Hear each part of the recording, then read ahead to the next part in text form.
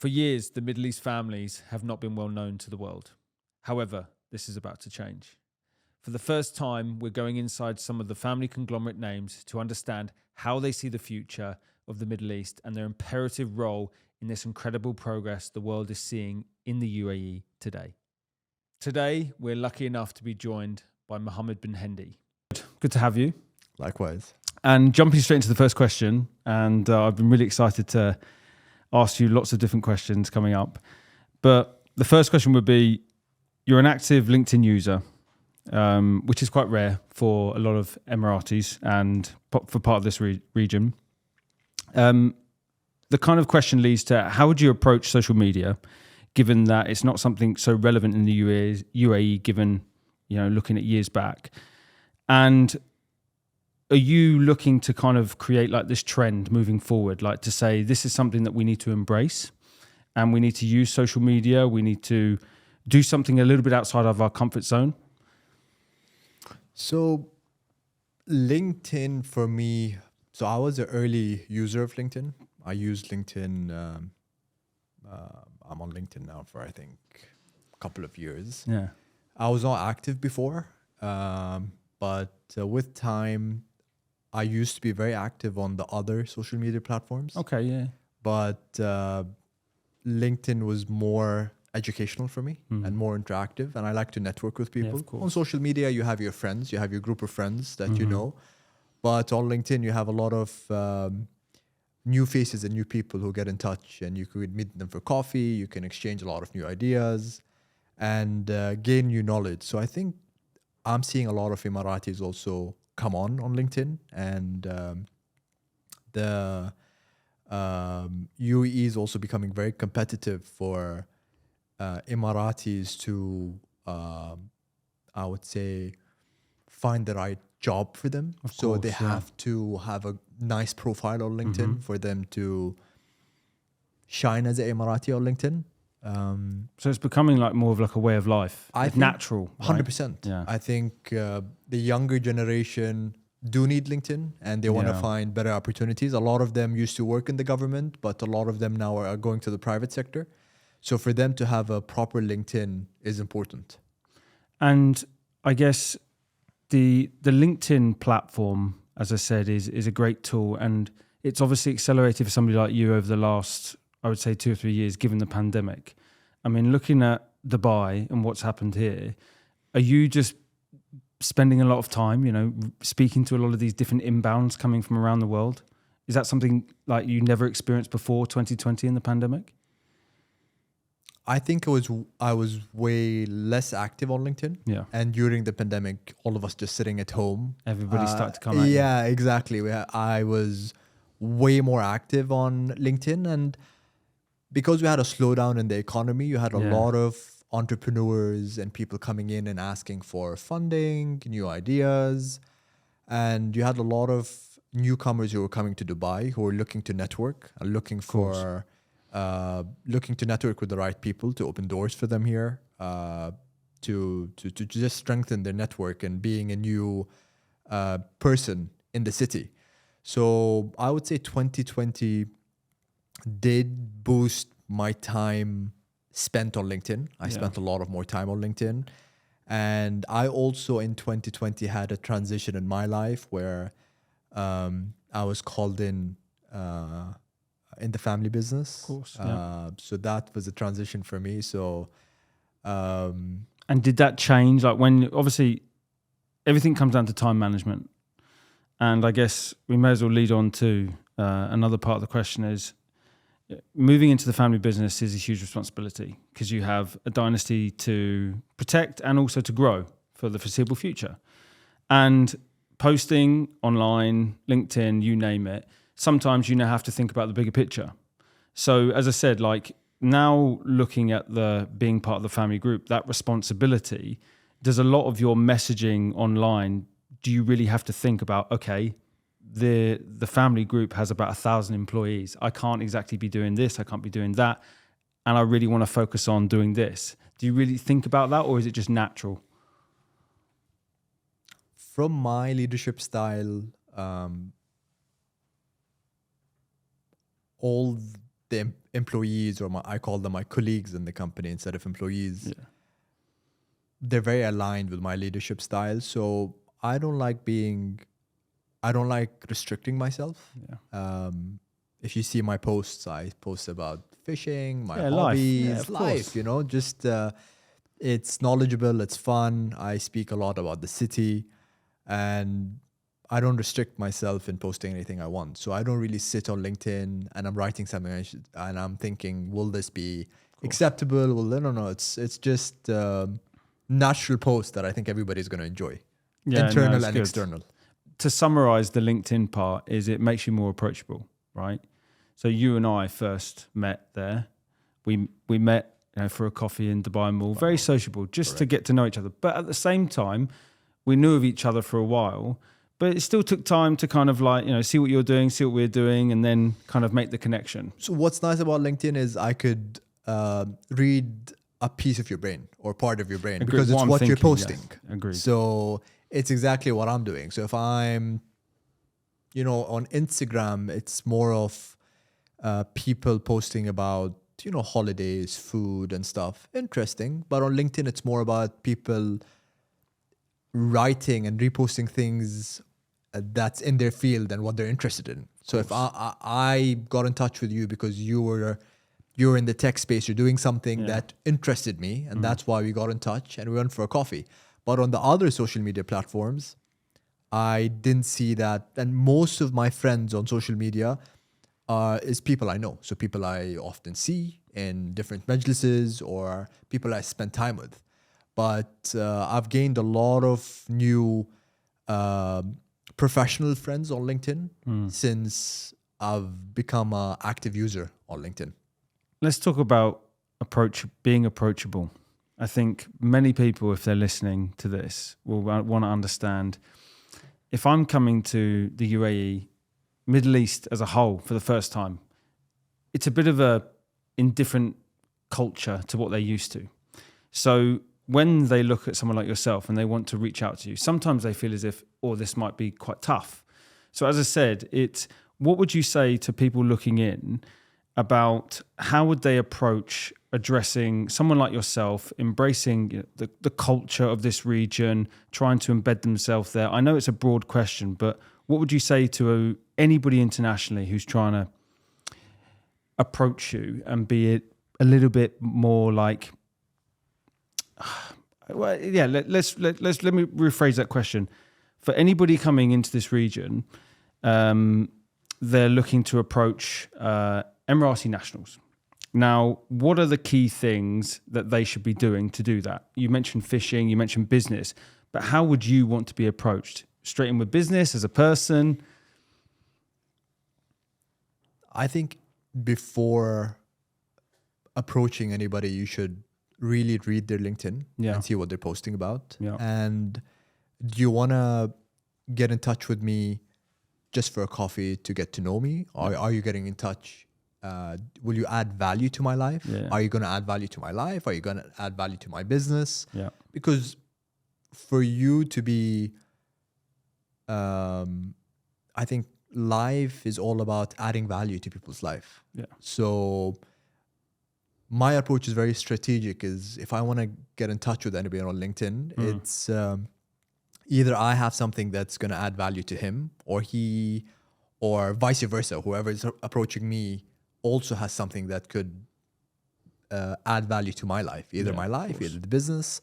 So I get a lot of random messages on LinkedIn that I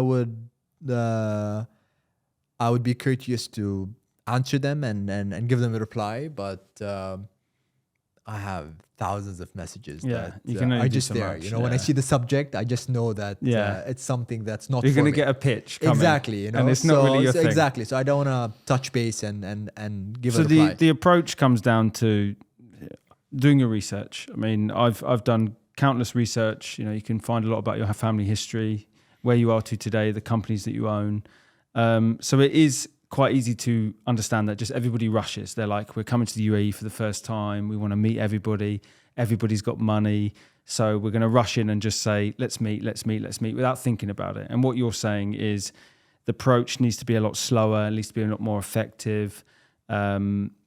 And things will eventually come from that, because you read the first top line and you're making that quick decision around, am I going to give this person an hour of my time? Because I'm a busy guy. Correct. So I think the first part of that message is quite key. But let's go back a bit. We've been speaking about, social media, LinkedIn. So doing a bit of research about your family history, I've loved it. And obviously Much Online told us that your father, was part of the build of Dubai Airport. A huge, piece of infrastructure here that is now complements the success of the tourism here, which is God knows how impressive. So from someone like your father doing that, I mean, what did you learn as a young boy seeing your father do this and have this incredible responsibility from the government, from the ruler, but then in background still build a family business? So what were the key messages that you took from that? And then what did you learn from your dad?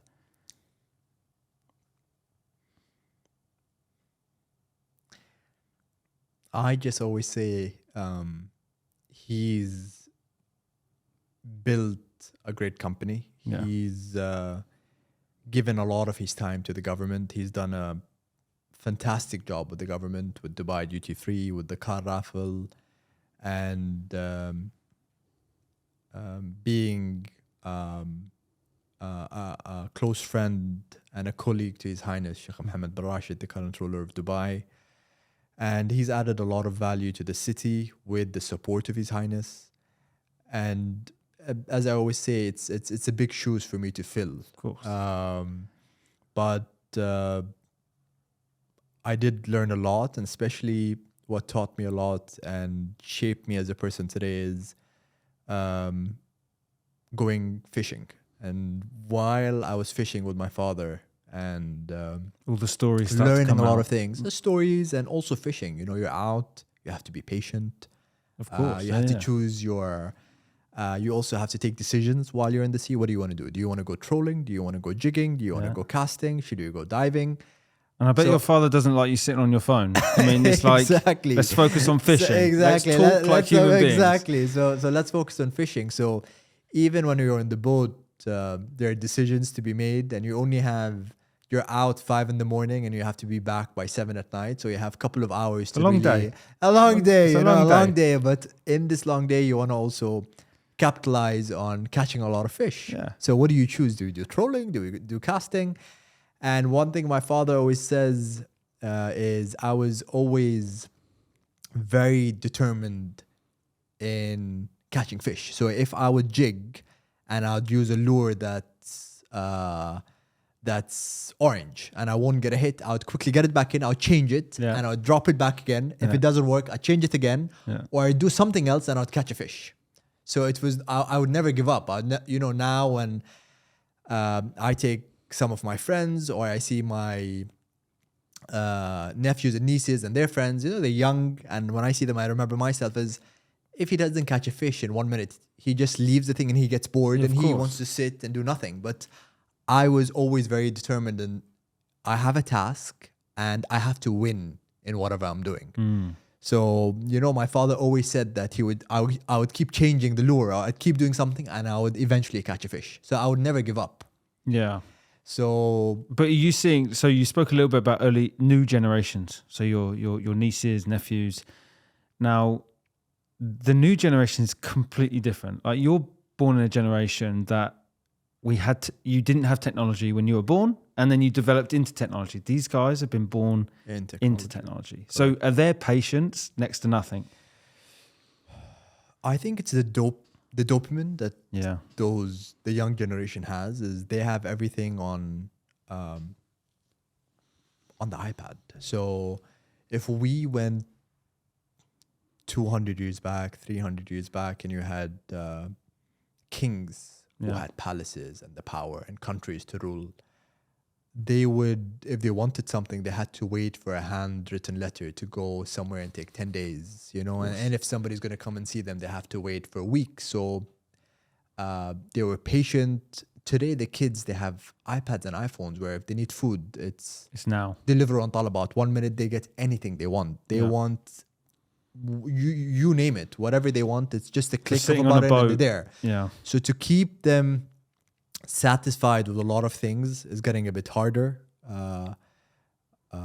I see it where I know that I am taking this young boy, he's excited to do something. And as soon as he reaches to that thing that we're going to do, he takes 20 minutes and then he wants to go to the next thing already. So he's been waiting to go and do this, but he would come and do it. It won't work or go, or he would do it, enjoy it for like 10 minutes. And then he would just get completely bored of that thing and wants to go to the next thing. So I think they're a bit, nothing really satisfies them because they have everything on a few clicks and they get everything for them. But does that not make you nervous about the culture of this country? Like it's this thing has access to the world. These iPads, the phones, and it kind of shifts your focus away from being on a boat with your family and doing what you've done for years because it teaches you a lot. And I remember I met strapping Emirati, Otaiba Al Otaiba, and he told me that his children now don't really even have like a strong Arabic accent. It's very like English because they go to international schools. So all I'm saying is, with the rise of Dubai, with what you learn as a young child, are things genuinely changing at the young age in terms of culture? Is it harder to get them to be on that boat? I wouldn't speak specifically about UAE and Dubai, but Yeah. those tablets and those iPads are coming from the West, and it's something. If we want to be where Dubai is today or the UAE is today, is we have to be at par with the world. So, and I really think every child and every person and they grasp specific habits from home. So it's really how the parents also treat the children. I know that the parents can't really control the children because 8 hours a day they're at school with different kids and you can't control what they do there. They have tablets, they have phones, they could do whatever they want. And then they come back home at 4 or 5 and the child is tired. But I think a lot is embedded in the kid's brain from the parents and from the house he comes from. So, and I think parents are also busy. I wouldn't just put this on the kids. I think we're focused on the kids. Parents today are also very attached to their phone. They don't give kids a lot of time. Whereas with those gadgets at my time, my father and mother did not have gadgets where they were just sitting, scrolling on Instagram or TikTok. No. They were more, maybe they would call and leave their phone and be with me. But I see parents that are in malls, they would be sitting, husband and wife on their phone. The child would be sitting on the iPad also, or the child would be, they wouldn't be engaged with the parents. And the parents would be engaged on their tablets or on the phone. So it's not a one-way street on only just saying that it's the children. I think the parents also are extremely busy on their phones.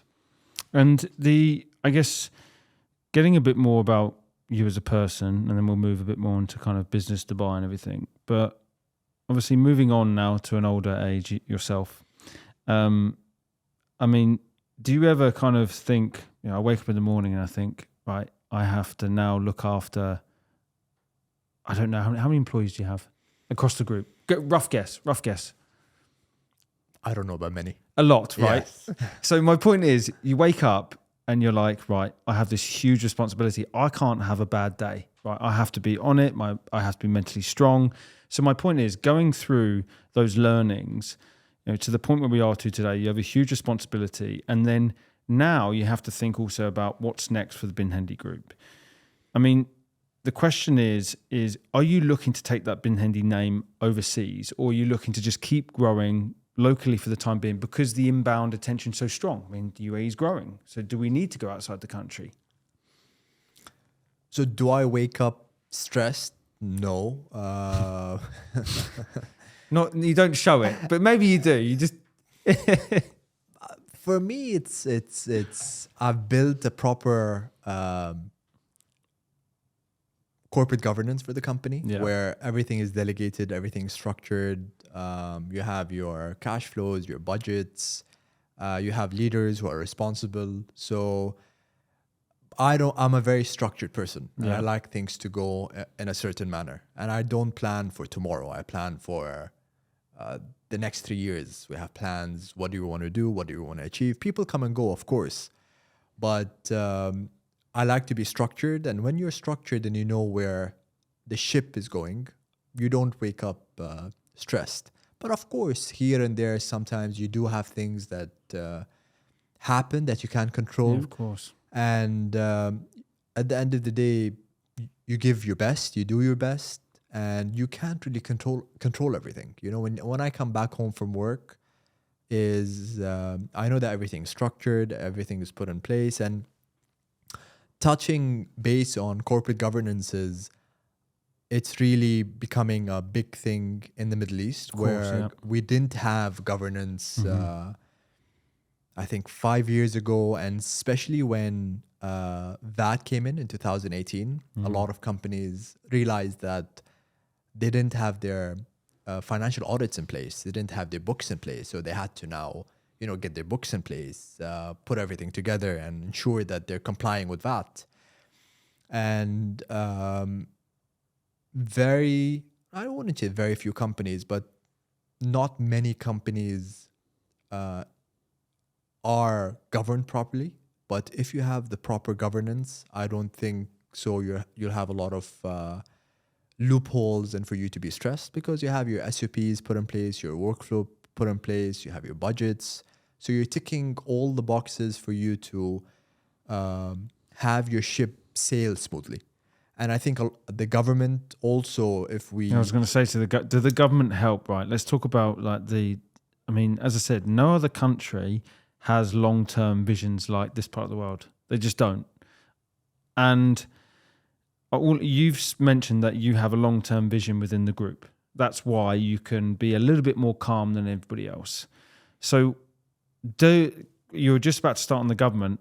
The government have these 2030 strategies, 2050 strategies. Does that help the private sector knowing that your government's so long-term thinking? It does.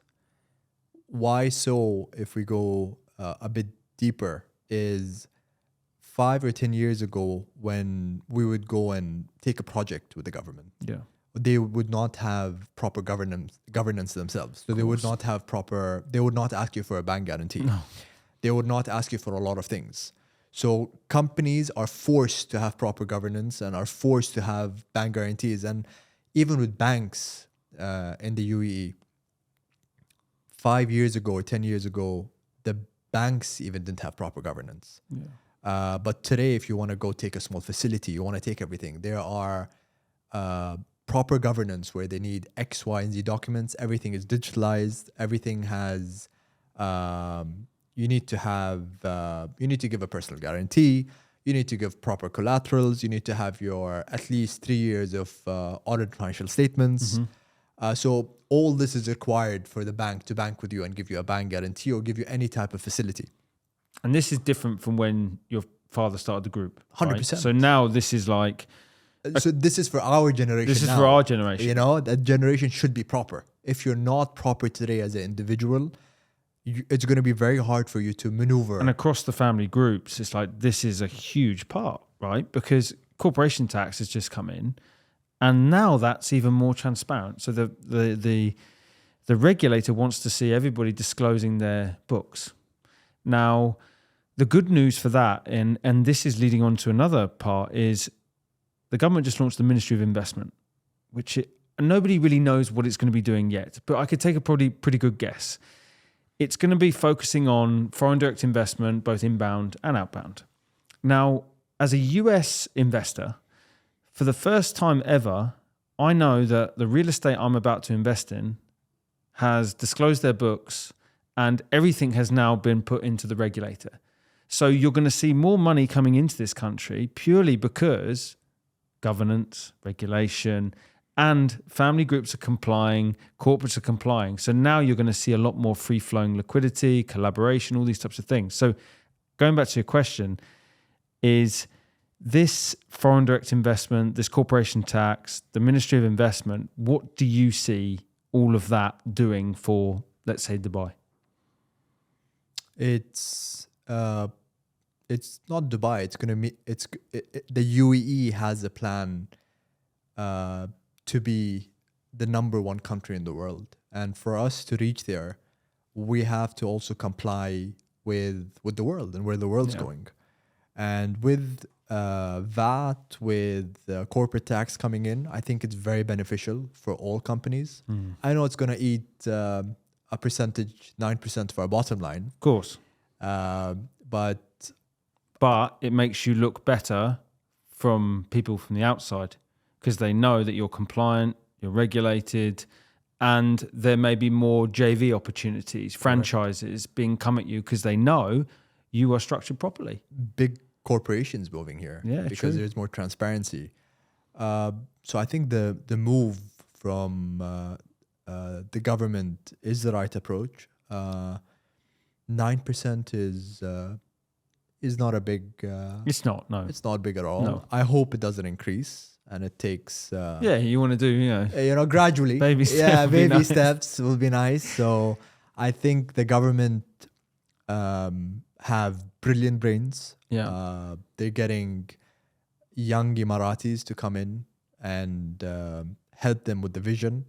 We also, as the private sector, work hand in hand with the government. We want to support them with all the initiatives they have. I would say the government are very supportive, and they want to join. There is the new initiative called D33 Dubai, D33 Majlis Dubai. Right. And that's the first session took place in January, where they got all the top government sectors and the top private groups to come together in one room and to plan and to see how can we make Dubai the number one city in the world. And they've won in they've won in lifestyle. I think everybody knows it's safe. You can just keep saying it's safe, it's safe, it's safe. It's a great quality of life, all of the above. So I tell everybody, Dubai has won in lifestyle. End of story. Now, what's next is the financial system and the business flow in and out. So this is what you were going to touch on. Correct. So we sat and they had the best brains in the room, and it was a very interesting session for all the groups to put down their ideas on how do we make Dubai in the next 10 years to be the number one city in the world. So we had brilliant people there. From the best law firms, from the best tech companies, the founder of Dubizzle, the biggest groups in the UAE, and the ideas that we came up with were amazing. And just as a government, putting this initiative together and getting us under one roof to make the city the number one city in the world impressive. Is amazing. Right. Where do you see this? Everybody, the US, everybody's busy in their main focus is trade, or their main focus is but our main focus as a country is how do we make our country collaboration the number one country in the world. I always say it's one big family, right? You go to New York and London, it's quite cutthroat. Everybody's like, I want to be better than you. I want to get to market faster than you. Over here, it's like we're still a developed emerging market, which is kind of strange to say. We're still emerging. And how do we work together? Because if we do not work together, we will not achieve all the goals that we want to achieve. So as you said, it's like credit to the government. They can actually get everybody together and really take this seriously. 100%. You can't do that. If you try and get everybody together in England, Impossible. Everyone would just like, no, I'm sorry, I'm busy. I don't want to work with you. I'm sorry. Exactly. So again, moving on to a little bit more around the country, what it's doing. So this supposedly is, we've entered the accounting system, the FDI and everything. Emiratization, they're making a big push at emiratization. Navis doing great things. Now, you being in the private sector, do you get a lot of people from the public sector? Let's say I work at ADNOC, I work at one of the ministries.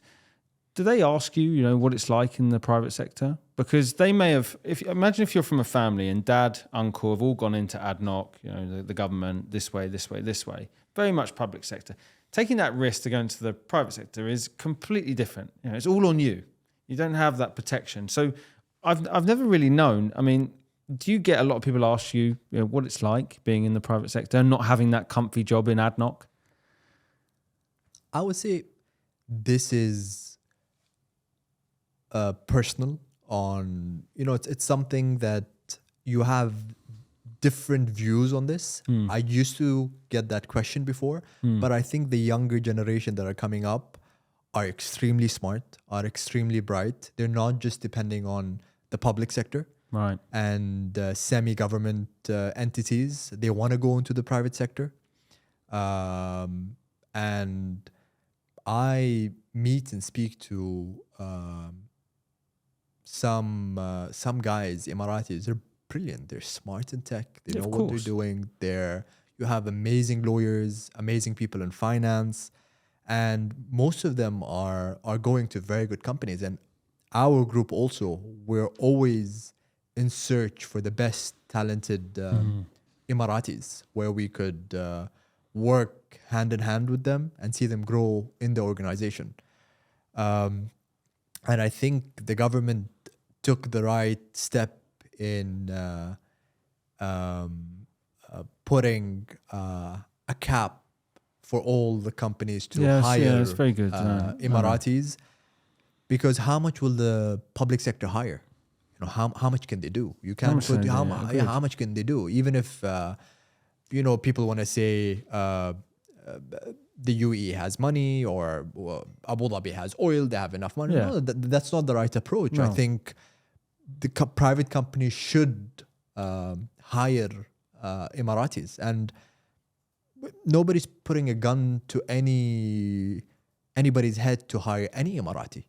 Put out an ad, sit with the Emiratis, and you're going to find brilliant girls and boys who could do a very good job in many different fields. But I fully agree. And that's from like the employability side. But what I'm thinking is, you sitting here today is kind of like trying to tell the next gen Emiratis that you can go into the private sector and you can go and do your own things. You can start your own business. It's okay to go on social media. It's okay to do all these things. The thing which I want to go on to now is vision, right? To be able to do that, you need this vision.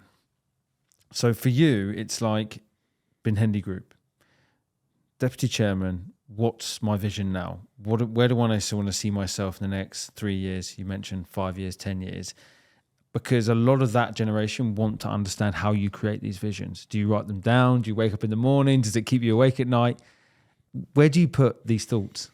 So for a lot of Emirati businesses and Emirati families, it all depends on, and it depends a lot on the family and how things are structured. Okay. And who's leading the company, who's leading the family, who's leading the group, and a clear understanding within the family on how the dynamics are going to work. And what's important is that there should be trust between one another. And I think the best person in the family should be the person who has the vision, who is wise, who is patient, and who knows what they're doing in today's world, should be leading the company. Yeah. It's not emotions. It's not, I think families should be logical. A lot of families that are big, that have a big empire, would maybe not give a lot of freedom to the new generation coming in. They would put a few chains around them and saying, listen, this is the company. It's making X amount of revenue. Yeah. Just come in and maintain it. Okay. Don't do crazy things. That's like kind of the test bed. Yeah.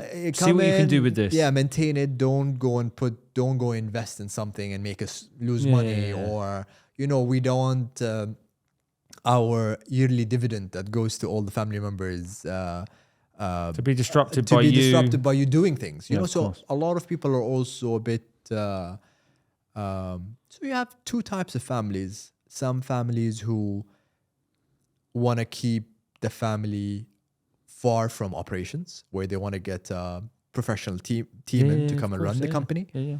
But many Emirati families, the fathers or the founders were traders. They knew how Yeah. to run the business, but the business grew at a certain level where you need to have the right structure and governance for Yeah. you to get professionals to kind of run the company.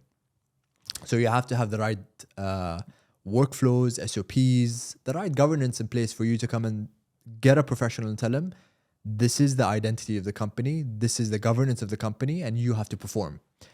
But you don't get the professional to come in and change a lot of things in the company No. because you don't have proper governance. No. Because this guy could take the company south and not take the company forward because he's a professional, he's coming from out. And if you give people a lot of freedom without proper governance, they could really... And again, it's different here. Exactly, you know? So you have two different types of families. One who are structured, who could get the professionals, and you could have a board, a professional sitting here, and you could have the complete organization under him. And this professional, the CEO, reports to the board. Or you have a family member as a CEO, and you don't have a layer of a foreigner who's sitting in the company and managing all the companies. So it really depends on how companies run and how the founders are.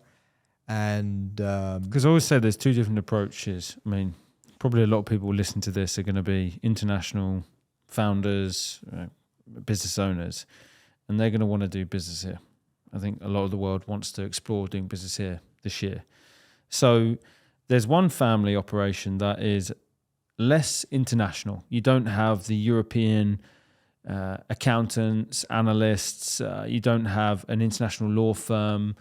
And then you do have the complete opposite, where everything internally is very much westernized. You have some great brains and everything's structured correctly. So if I'm a startup founder and I'm like, well, I want to do business with this family because I see that they're very successful in real estate, for example.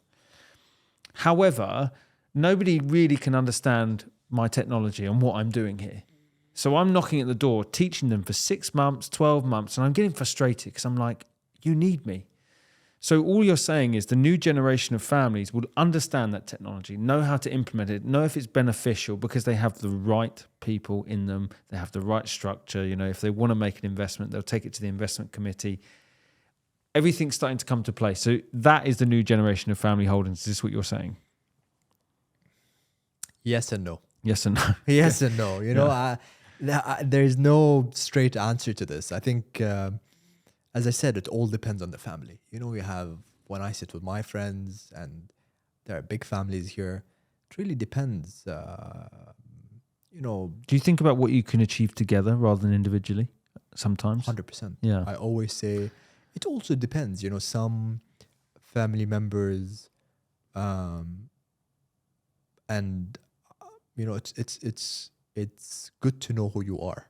Yeah. It's not good to pretend. So some family members are not fit to work. They don't want to work. They just want to sit and they want to get their dividends. And that's totally fine. Yeah, of course. You know, but I think there has to be a clear understanding on who's going to lead, who's going to do what, and how it's structured. Because when you have 10 captains in one ship, it just gets messy. You know, and nothing moves and everything. Because a lot of people don't understand how big some of these family groups are. Exactly. We don't have any other countries in the world that have these large family groups because they were the ones that built the country. Exactly. And also you have to also think about the culture. We come from a different culture. Well, you just said earlier, you know, you're thinking 3 years ahead of anything that you look at. You're not thinking, oh, right, 2 months, you can make a quick win here. Correct. And it's even when you speak to... For example, doing a deal with a Saudi businessman, and you're a German. Yeah. So when a German guy goes to Saudi, it's not hey, come, let's sit, get the agreement out. Okay, done. Here's the engineering. Here's the due diligence report. The Saudi guy wants to have a coffee with you, or he wants to go out with you. He wants to understand who you are. He wants to have a meal with you. He wants to. It's a culture. You know, it's. But we don't see that as progress. You know, we are as Arabs. We're kind people. It's in our religion. We like to understand people. So I think, you know, a lot of foreigners who come here think it's like, Germans are very structured. So Yeah. 1, 2, 3, 4, they want to get things done. But it doesn't work that way here. No. So I think a lot of big consultancies struggled with a lot of family businesses here. And bankers. And bankers, going in and thinking that it's going to be a piece of cake to Manage money or manage assets. manage this company. No, it's a mindset. It's a culture. You're coming from Germany. You're new here, and you think things work in the UAE like they work in Germany. It doesn't work that way. So you have to take your time. You have to understand how to blend into the culture, how to spend time with people. And I think foreigners who understood that are really in the system and doing well. So what you're trying to say is when you analyze somebody, and there's always a business behind somebody, it's very personable, and you really try and understand what they really came to the country for, how you can potentially help, because everybody goes, right, the UAE money, Saudi money, right, I'm going to come here, I'm going to raise money for this company back in America and happy days, right? And they're sitting there saying, well, Mohammed, I can make you 3x in 18 months. And you're like, okay, I make more money, but that doesn't help my business. So my question is, do you think when you look at things is how do you help the family group grow? Rather than saying, here you go, US economy, have some money and start up. Let's join this kind of cap table together and see if we can make some good PR and get successful out of it. So what's your approach? Is there a bit of like, yes, I can explore like things in America every now and then, or is a lot of it on, I'm trying to grow this family group. I'm trying to keep the dynasty. I'm the new generation. So a lot of what comes to me, I want to work with you rather than just, okay, support you and you go and do your thing in America. What's your mindset when you look at things coming your way? Because you can imagine the amount of people who want to know this. They want to know, what are you thinking and how can we be more personable with you? How can we work with you? How can we help grow the UAE? So that's what we want to try to get into. For me, maybe it's the same thing for you. It's energy plays a big role. Yeah. So while I'm speaking to XYZ person on LinkedIn, I don't know the energy and I don't know this person in real. No. So for me, it's very important in meeting people face to face, and it's just the energy, and does this person that I'm meeting, does he know how he could add value to me? Did he study me? Did he read my LinkedIn? Does he know about my family? Is this person in a rush to make money? Yeah. So there is a lot of Is he the German with the 1, 2, 3 step process Exactly. and doesn't understand, we don't work like that? Does he just want to jump into business? So for me, it's really the energy, understanding, sitting once or twice, 3 times with this person and seeing exactly how. I think people today are impatient. They want to, they think everything. They think that this place is just a big pile of money underneath the desert. And they like, but Dubai is now, every publication says it's the home of millionaires. Now, let's talk a little bit about, lifestyle, supporting that lifestyle. There's some outrageous villas being bought for ginormous prices. There is a lot of inbound, population is growing tremendously. So my point is, this perception on this place having lots of money can be sometimes true because you see it on the publications. So where do you see kind of the balance of, because obviously your family group, you do a lot of luxury brands, you do multiple businesses. And then on the other perspective is, you have to treat us with a little bit more, we're not just money, there's wealthy people here, but just, take a step back a little bit. It's exactly what you said. It's the home of millionaires. Yeah. And these millionaires are smart. Yeah, they are smart. Yeah.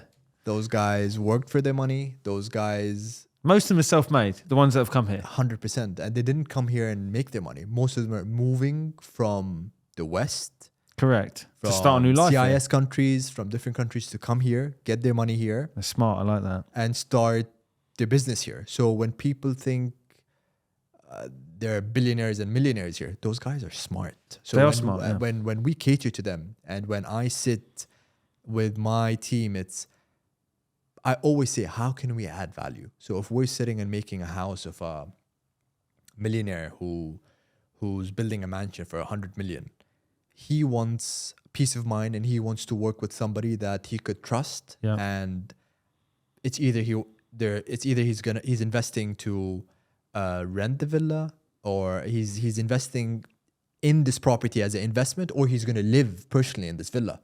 So the team should really understand how do you treat customers and how do you add value to them. So for me, it's all about adding value. And having this perception of people saying there's a lot of millionaires here, but those millionaires are bloody smart. For them to become millionaires and billionaires, they worked hard. They were consistent. But there is a chance to service them with the right products. But as you said, they're smart. It's not money that's just going to be chucked around in a bunch of venture deals. Even myself, or any individual that's built themselves today, anything or anybody that comes to you, after you finish meeting them or before you meet them, you go on Google and you Google them. Yeah, how old agreed. is the company? Yeah. What's the company doing? Who's behind the company? Yeah, agreed. So all those people today, myself, when I want to go dine and I find a new restaurant, or somebody talks about something, the first thing I go on reviews. I go read the reviews. Should I go? Should I not go? Should I, So imagine if a rich person, not him, he has a whole due diligence team behind him sitting and researching about everything about a company, or an individual. So this perception on Dubai being the home of millionaires, as you said, the good thing is it's collecting a lot of smart people. It's collecting a lot of smart people. And with where the world's going post-COVID 2020 with the metaverse, Bitcoin, AI, and everything, we have more tools in our hand to get better information. Because those developers, those thought leaders in those industries are coming here. Exactly. And you didn't have a lot of information 10 years ago. So today, I want to use a vendor, I want to use an auditor, I want to use a lawyer, I want to work with this company to be a subcontractor for me, or I want to use a freelancer to do something for the company. We do a lot of due diligence. Where is your profile? What did you do before? How old is your license? You want to work with me? So part of our governance is we have a checklist. If you're a vendor, if you want to come in and work with us, you have to give us all these documents and we have to go through them. Your audit financial statements for 3 years, your license, your profile. All those rich people also have a checklist where they want to really tick the boxes before they work with anybody. Yeah, I think that there's lots of obviously momentum in this part of the world, not just the UAE. Saudi Arabia is starting to do lots of interesting things. So, is there a point where there's going to be, we're growing very fast? Let's just kind of work with what we've had. I mean, we're seeing lots of buildings being built. There's lots of attention. There's lots of new things coming here. It's exciting, shiny things. So, for you as a family group, you spoke about metaverse, crypto, AI, all these types of things. Do you have to adapt the family group to say, okay, we've made a lot of money previously in real estate, luxury brands, consumer products. How are you approaching all these amazing things? Because the other day I met a company that does lab-based cotton. So they could make a kandora from a lab, which is just next level in terms of seeing the future. So when you see something like that, you're obviously like, oh my God, this is amazing. So as a family group, you can't just go personally, okay, let's get involved with this and forget about what's going on. This is exciting. Google are involved. Amazing. You have to then go, right, does this benefit us? Have we got a lot of history? Can we add value? So these new technologies, I mean, talk a bit about how you approach them when all these amazing people from around the world come in. How do you approach them? It's all about data. So for me to go into a new venture and for me putting the plan for the group, it's all about data. Yeah. Where is the government going? Where are they investing? Where is the world going? So you look at the government and Where is think, the is it part of the government government plan? 100%. So for a company, I should be looking at what the government are doing because then it relates. 9 times out of 10, it's going to be what you're thinking as well. If I have brilliant brains working for me, I think the government have better brains working for them. Yeah. You know, so seeing where the government's going, what projects they're doing, and one post-COVID, the government had very important agendas or achievements to get done, and one of them is food security. So when COVID happened, they saw the infrastructure that we can't be relying on all the imports coming in. We have to start. There's 3,000 farms in the UAE now. Exactly. And it's growing. So a big sector is food security. They do oysters in Fujairah. Exactly. I think they... Oyster Bay or Diba Bay. It's called Diba and then Bay. It's right next. Somebody even told me that they're experimenting with olive oil. Really? So there's olive trees somewhere in the hills. Don't quote me on this. Amazing. But as you said, it's like... I'm so happy to see this. Who would have thought? No, but why can't we be an exporter? What the UAE is the most geopolitically friendly country in the world. I fully agree. Right now, completely. You know, right, so it's the centerpiece that is geopolitically 100%. sound. 100%. Yeah. So when companies want to come and build their facility here, and the product is made in UAE, it can go. We can export to anywhere around the world. We have no problems geopolitically with anybody around the world. No. So what a place to be, right? Exactly. You can go any way and just be like, no problem. So food security was a very big thing till today, and I'm very happy to see a lot of farms coming up, vertical farming, a lot of different things. Have you ever been to one? I have. Amazing, you know. And robot arms just picking up salad trays and bringing them in. You're like, so seeing us just being importers for the ruling family here in the government is not the right approach. We have to be self-sufficient, and we have to also start exporting to the world. So it's food security, it's pharmaceuticals, producing medicine here. It's I saw Abu Dhabi launched M42, and they have like these specialist diabetes centers, all these genome stuff. Is it under G42 or is it? Yeah, it's like a brand new entity called M42 under G42, which is all the same thing from Abu Dhabi. And they're now like specializing in doing their own labs, genome, again, diabetes, big problem in this country. So as I told you, it's like everybody looks and thinks, okay, Saudi Arabia makes loads of money with ADNOC, Abu Dhabi makes loads of money with Aramco. That's where the money comes from. But what you're saying is all these shiny technologies. I think it's the opposite. You said Saudi Arabia is Aramco and Abu Dhabi is, you said the opposite thing. Okay, yeah. So basically what I'm trying to say is they think oil, right? They think oil, money's come from oil in this part of the world. But what we're trying to say is, hang on a second. For the last, let's say, 10 years, we've been looking at these shiny technologies and we've been implementing them in background. We just don't really sing to the world about what's being gone. Come and have a look for yourself and see. So let me tell you one thing that the UAE does this amazingly well is the government always takes the first step. Because let's take an example, Dubai. Yeah. I was just a couple of days ago in Palm Dera. That's still... Oh, yeah, the new development that's coming. That's Palm Dera. That's on... So that's not Palm Jebel Ali. So no. So you got Jebel Ali, the palm. The palm, the main palm. And this other one that nobody knows about, what you're talking about. And then you have Palm Dera. So I went to Palm Dera and we went to this hotel, and it's amazing. We went, it's the first time. So is that border Sharjah? Close to? Yeah. Yeah. So the infrastructure is built. Right. The roads are amazing. Yeah. Got down, went to the hotel is full of people, full of tourists. Pools are full. And I asked, who's the owner of the hotel? And they're like, it's the government, Nakhil. So what this tells you is that the ruler is always the first person taking the first step. And once taking the risk. Once he takes the risk and takes the first step, he gets all the investors behind him to invest there. And the biggest thing is Expo.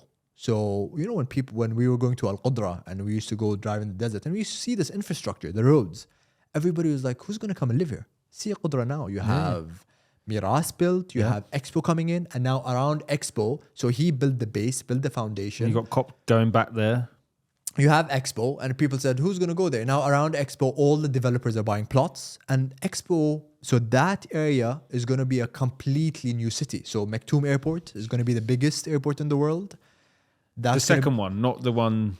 The Maktoum Airport. Yeah, the second phase, I think. The second phase of being the biggest airport in the world. Then you have Palm Jabal Ali that's going to be developed. They just launched. And then you have Expo close by. And then you have Javza and DP World. So you're going to have a complete new city there where you're going to have manufacturing. Around the manufacturing, do you reckon eventually it's going to touch Abu Dhabi and Dubai? Yeah, you're going to have 50 years there. Yeah, you're going to 100%. You're going to have a city there because from the manufacturing, you're going to have a lot of people who want to live there. Then you have Expo, and then you have the airport. Then you have the private jet terminal that's coming there. So they're building Palm Jabal Ali, where it's going to be the second destination after Palm Jumeirah for the rich. It's going to be full of hotels, villas, so mansions. The airport connection to those palms is going to be exactly a huge opportunity. Maktoum Airport is going to connect you very close to Palm Jabal Ali. So the ruler, when you're going back to your question, telling me is, should we stop? Are we growing too fast? No. We built the foundation. The ruler built the infrastructure, the roads, the facilities, the metro, the bridges. Everything's built. So why stop? And the train, obviously, Emirates, Etihad Rail's coming. Exactly. So when you tell me, should we stop? Should we slow down? No. When you have the foundation built in a company also, when the foundation, the governance is built properly, you can then expand so fast because But it does make you very much localized because you're pulled into what the government's doing. This is what I was trying to say to a lot of people around the world is localization. Like, look at what you're saying there. You're saying the government's doing this. How can we complement what you're doing, what the government's doing, and be part of that same journey? 100%. There's so much business opportunity. You've just told me there's 50 years of business that's going to be rolled out and more. Exactly. The government is telling you, come, take a piece. Please, yes. Yeah, come. If you can and you're ready and you have the tools and you have the brains and you have the people and your structure. We're geopolitically sound. And you have everything, come. Join us, make money. Like the cake is so big that everybody could make very good money, but are you ready? You should be ready. Yeah, are you ready? Because everybody says, okay, well, give me money and I'll do it, and it's like the wrong approach. 100%. So it's this battle I have a lot with, again, inbound businesses, business owners coming into this country. It's this expectation of, I want to come in and I want you to kind of fund this entrance and be part. If you've got something that works in another country, you should be proud to bring it here and say, we want to be part of this infrastructure. Have skin in the game. Yeah. You know what you get a lot here is a lot of people coming here and would open their laptop, plug in their laptop on the screen, and it's an amazing presentation. Yeah. And you're like, okay, where did you reach? But I know it's a startup or whatever you want to call it, but are you putting skin in the game? No, I need all the money. Yeah, I need you to give us the money to then us get those contracts. Exactly. Put skin in the game. If you think it's going to work, you think you want to take this risk, put skin in the game, and I'm going to come in. If it works for me, I'm going to come and support you. So I think we know Dubai, the UAE, the infrastructure that's built. I don't think so we should stop. We're ready. The infrastructure is there. Even with the growth of population that we're seeing coming into the UAE, you could see how fast RTA are building new bridges, are announcing that they're going to slash traffic time. So everybody's on it. RTA, DIWA, DET, the brains. Yesterday or today, the ruler, Sheikh Hamdan, Crown Prince of Dubai, the second phase of cybersecurity. The first phase is done. We're on the second phase. And he just launched his recycling facility as well. Exactly. So should we stop? Why should we stop? The world is moving so fast. We should be as competitive. We should be with the world and where the world's going and be the leading country in this race. And I think we are there. We have brilliant... And soon it will be heavily regulated, given corporation tax started in June. So give it till the first financial year, 2025. When we reach that point, it's like it's kind of everything's complete. The books are submitted. Most businesses, nearly all, are regulated. We've got this huge vision. Now let's go for it. There's no risk. And another part is the golden visa. Yeah. That's a brilliant idea. This got a lot of people into Dubai, and then you have the passports. Yeah. And I know a few people who have the passports, and why not? If you've given a lot of blood, sweat, and you've been here for the last 30 years, you've hired thousands of people, you've built a lot of facilities in Dubai, and you've built your company. Your company is headquartered here, and you've done a lot for this economy. Why not give you the UAE passport? You deserve it. Anybody who's here for 30, 20 years, who have thousands of people, and they're the core businesses that shape the economy. Why not give him the passport and make him feel like he's home? As I said, it's such a welcoming. I think it's such a welcoming culture. I mean, being here since 2018, it's like I love it. You go to New York and you go into an office. It's a bit damp. It's a bit smelly, and you got Bloomberg on the TV, and everything's red and green, and it's like very not very nice when you walk in. If you walk into an office, I'm sure your office is the same. It smells nice. It's very bright. Somebody welcomes you. The floors are clean. Everything's calm.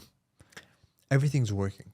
Yeah, it's calm. Let me put it that way. The washing machines are flowing. Exactly. You know? Everything is working because nobody's pushing each other saying, you're doing this wrong. Exactly. It's just, as I said, if your foundation is right, everything else is right. So the foundation, we're blessed by God in this country that the foundation is right. Yeah. The people are right. So in a company, in a family, in your life, if your foundation is not right, things will just not be right. So the foundation is set here. Everything is moving in such a smooth and right momentum, and everything is working. Wherever you go here, you see all these towers. You're like, wow, all these people living, but everything's working. Talking of towers, are you involved with this Jacobs and Co Tower of Binhendi? So Jacob and Co is ours, yeah. Correct? And we've been with Jacob for, I think, when he first started. And I'm very happy for this incredible Binhendi, tower, right? Yeah, Binhendi, and Mohammed Binhendi is brilliant. He seems to be a developer who's like, okay, I'm the next generation. I'm going to take on Imar. He's like going, right, I found plots here, plots here, plots here. And now this building is going to be the tallest residential tower in the world. So that's there. Then you have, and it makes me happy to see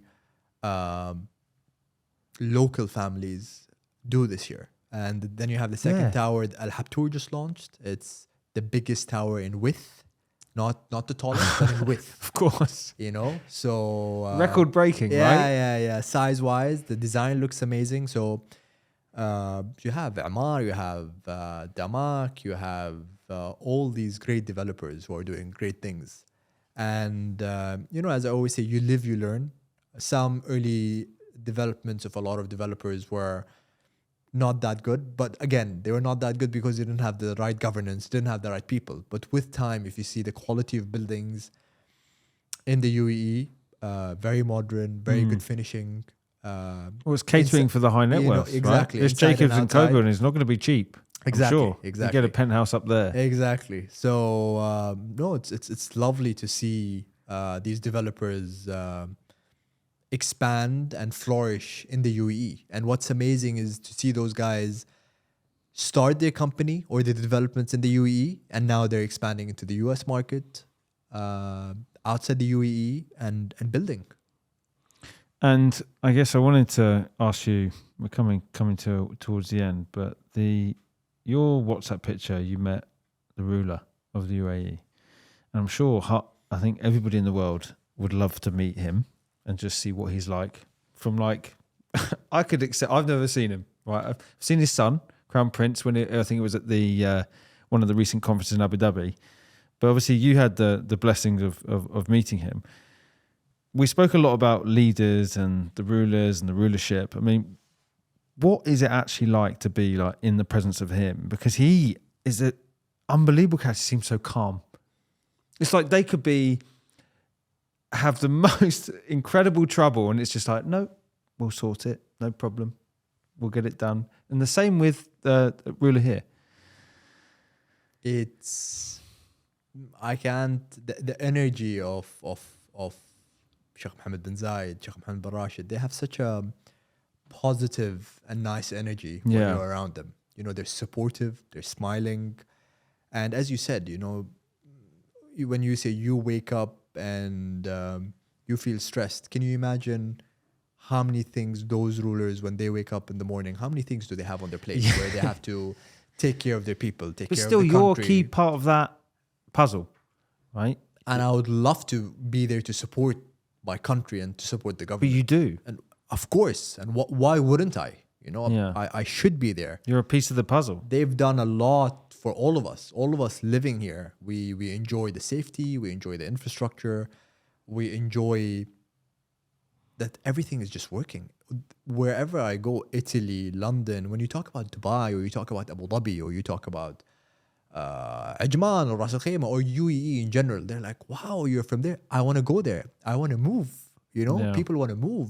We're having, in one of our businesses, we're having a lot of people from Europe that want to move here. You know, they want to get their kids out from schools there and they want to come here, work here, and live here, and just enjoy life and peace in the UAE. So, going back to the rulers, it's what drives me in the morning to wake up and feel happy and feel motivated to go to work and do so much, is because every single day you see our rulers doing something. They're meeting with ministers, they're Yeah, meeting they're out with, there. Yeah, exactly. with their internal boards. It's all on the news. So every day we have something new happening. So, and then the second generation, Well, I see you as part of this next generation where you're going to Guys. have different leaders, potentially different rulers in years to come. And again, you're a key piece of the infrastructure. It's like, imagine if you put out the puzzle. There's probably a few hundred family names here, and each one of them play a key role to the economy. So what a lot of people don't understand, if let's say a Majid Al Futtaim decides to go for a sleep for a week, the economy would shut down. correct. And this is where it's like, this is how much incredible influence each kind of family name has to being part of this mission. So it's like this huge collaboration, which again is like no other country. So what's kind of let's do a final question here is, what are you excited about in the years to come? We've got COP28 coming. Obviously, we've told that Dubai is not slowing down. For you as a current deputy chairman of the group, what are you excited about? And also, all the inspiring young Emiratis, dad's going to ADNOC, but I kind of want to do my own startup in Hub 71 or Area 2071. What are you excited about? And what kind of advice in terms of visions and everything can you give like this up and coming community? So I'm excited to go for more fishing. Yeah. That's Of course. What's the biggest one you've caught? the biggest one, I think, is yellowfin tuna. I think How big is that? 90 plus kg. No way. Yeah, as big as this table here. And the feeling is just amazing. So going back to your question is, I think it's time for the Middle East to shine. Yeah. And Foot down on the gas. Exactly. It's our time. And I think we're moving in the right direction. Yeah. The momentum is brilliant. It's solid. Saudi is doing a lot. Yeah. A lot of respect to. You doing any work in Saudi yet, or is that that a yes, goal? We are. Okay. Yeah. Hamad bin Salman, and we are looking at Saudi to be one of our strategic markets. Yeah. As I say, any company, any country is anything that's new or you want to go into a new venture, you live and you learn. You're going to do mistakes. It's natural. Saudi have the best brains, but I think even it's natural at the pace they're going and what they're doing is they're gonna do a few mistakes here and there, but they're gonna learn. And I think Saudi has brilliant potential. The Red Sea and what Saudi has, they have Saudi is a gem. If you see Saudi from But they still got a long way to go. UAE, I mean, look where we are in terms of governance, regulation. 100%. Saudi is. So this is what I said. You live, you learn. So is it like a chessboard we're playing here in the Middle East at the moment? It's like the UAE has huge amounts of strength. They've got the early momentum. Saudi's obviously, I would call it the bigger fish, bigger land mass, bigger population. This is where people, when they look at the Middle East, they're like, right, do I fly to Qatar? Do I fly to Kuwait? Do I fly to Saudi? Do I fly to UAE? Everyone seems to kind of go Dubai and then think about what to do from Dubai. So it's already a bit of a hub. I don't think so. I wouldn't put the word chess here. Yeah. I think it's a joint collaboration for all of us to come together and work and make this happen. If Saudi flourishes, it benefits us. If we flourish, it benefits Saudi, vice versa.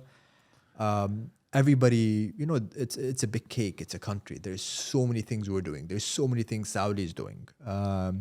So it's just, I would give an advice is for people not to rush. Is just there's so much room to make money. It's what do you want to explain that? What domain do you want to go in? What do you want to focus on? It made me think a lot. It's exactly. There's so much. There's so much. So focus on the domain that you want to go in. Have a proper strategy. Have the best people with you.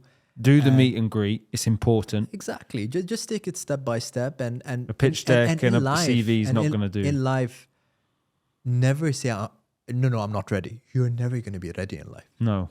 Just take the first step. Go and do it. And with the first step, you're going to fall a few times, but then you're going to fall once, you're going to get up, you're going to fall the second time, but you're going to fall the third time, and then the fourth time, you're there. So I'm sure a lot of people come here, fail, and then they leave. Yeah, exactly. So life is the ups and the downs. So up and down, up and down, up and down, and then boom, you have like the Bitcoin chart. Of course. No, everybody said, but it's still here. It's still here. No way Bitcoin's gonna reach 30,000, 40,000, 20,000. Nobody said Bitcoin's gonna reach $100. So life is like a stock market chart. So you just have to keep going. And one thing for me is consistency. Consistency is everything. You shouldn't wake up. A lot of people today, when they want to go and become fit, they want to go extreme. They want to go on extreme diets. They want to just keep it normal, keep it consistent. You don't need to do 2 hours of gym. This is long-term approach. I know, I love it. Yeah, you don't need to go to the gym 2 hours a day. Just if you could do 15 minutes a day, 20 minutes a day. But you could do it 4 times a week, good food, sleeping early. You're going to get there. But people go to the extreme today. If they want to do something, it's always a quick fix. There's no quick fix. And if you did that in kind of your position, it would affect everything else. If you started rushing around and saying, I need to do an hour in the gym, 100%. It would affect the calmness of the whole business structure. 100%. So I think as any leader who wants to succeed, its number one thing is consistency. Yeah. Being calm. And have strong visions. Have strong visions. What we spoke about earlier. I think everybody's experienced this is don't rush in taking decisions there and then. It's like, when you get an upsetting message, it's better not to answer now, sleep on it. Yeah. But you get that a lot here, right? When you sleep and you wake up the next day, you're gonna answer that message in a totally different manner. I fully understand. Yeah. Your emotions are mixed. Actually, the funny point is everyone always says, why are people in the Middle East terrible at emailing back? Or why do they read a message, leave me on blue on WhatsApp, and they respond the next day? It's just the same thing what we've discussed. As you said, we're busy. I'm thinking. We're busy. I'm busy. And you're busy, also and I'm thinking. I'm thinking. We're busy. So as much as we can, we want to, because it frustrates a lot of people. It does. It does. Just like you could be knocking at the door of some corporates here, and it just takes weeks and weeks and weeks. But it's just the process here. One guy respect it, learn, and it'll be fine. One guy told me he works with one. I can't name the country or government very closely, and it's a big country. Yeah. And there's like so many initiatives that just didn't go through because one of the ministers didn't reply to an email. Oh yeah. You know, Why he's should like, he? he's like the company or this huge organization wanted to come into the country and do something, Yeah. but because that main guy just isn't, he's not organized, he forgot to maybe reply back, and this huge organization is just there waiting to come in, but because of this guy, because of no proper foundation, no proper governance, you know, people are laid back. If you see the last 5 days, our ruler of Dubai, did you see how many places he visited? The airport. Yeah. He visited The malls. Royal Atlantis. Yeah. He went, and today he's in a restaurant. So it's just amazing, and it gives a message to us that, and I think it's my message and how I see it is, this summer should be spent in Dubai, not spent anywhere else. In Dubai. Agreed. Yeah. You know, so you don't have to go to Europe. and it's a big example that he's here. He's spending time here. He's going to the mall. He's going to a hotel. You can live here again. Leadership. He went to SeaWorld, Abu Dhabi. Yeah. You know, and I've been there. Yeah, I want to go. you know, it's the same. I want to go too. And when I saw that, I'm like, I have to go. I have to check this out. You know, They've looks had it in amazing. America since I was a young boy. Everybody knew in Orlando, Florida, there was this massive SeaWorld. Exactly. So it's a huge hats off to Abu Dhabi, you know, and coming up with and always trying. You know, they're always they're doing brilliant stuff. At the end of the day, in a business, as a government, as you can't win with it in everything you do. You know, you might do things that might not work. And for me, one key thing that I do is I choose my battles. Yeah. You have to choose your battles in life. You only have 24 hours a day, and life is very short. So, you know, if somebody comes to me, like I have a lot of people who come to me from Africa, why don't you go into mining? Why would I go into mining? Mining might take me 50 years, and exactly. you know, I might hit the jackpot. Do I want to wait 50 years? How much? There's only so much you can do. So much I could do, and there's so much time in life. You know, why would I go into mining? I want to choose my battles. I tell him, no, I'd rather do this with you, but you're into mining. I can't go into mining. You know, so choosing your battles in life and staying calm and consistency, vision. Just using time as your friend. You know, a lot of people are in a rush also, but just use time as your friend. You know, take it easy, take it slow. No need to be stressed, and just take it as it comes. Plan your life. Of course, you have to plan everything, but you can't control everything in life. Keep it with God. God's going to take care of you. Of course. And you just do your best. Very good. Okay. Well, I think we'll wrap it up there. I've gone through all my questions, and maybe we'll do another one. We'll come up with some other interesting discussions. And I enjoyed it. It was smooth. And thanks, maybe a next one soon.